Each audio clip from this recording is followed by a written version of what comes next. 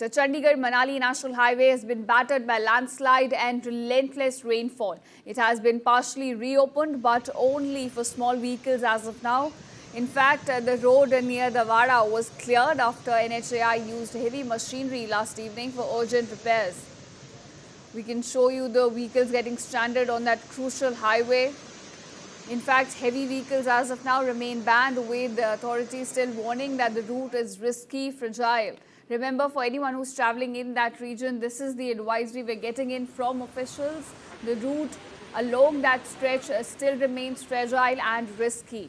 In fact, in Kullu, stranded locals, including teachers and daily commuters, they were left walking up to about 3 to 4 kilometers due to the closure of the highway. Vehicles have been stranded, as you can see on your screen as well. And though clear skies did return briefly, the threat isn't over in the region.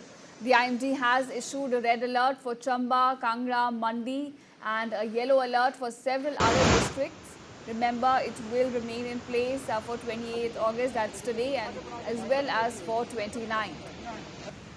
Meanwhile, the state is also trying to assess the damage. The Public Works Department alone has suffered damages worth about 1,400 crores, prompting State Public Works Minister at this point, Vikramaditya Singh, to call for a policy shift towards climate-resilient infrastructure that can withstand such extreme weather events. I think that's a very crucial lesson coming out of all of these events that northern India has witnessed, that we need to adapt. We need to have climate-resilient infrastructure in place, because such extreme weather events have become common, and we need to come up with solutions so that we can cope with them in a better way, in fact.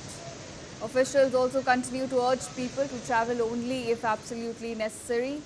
Himachal may have seen a break in the rain, but of course the storm does not seem to be getting over any point soon.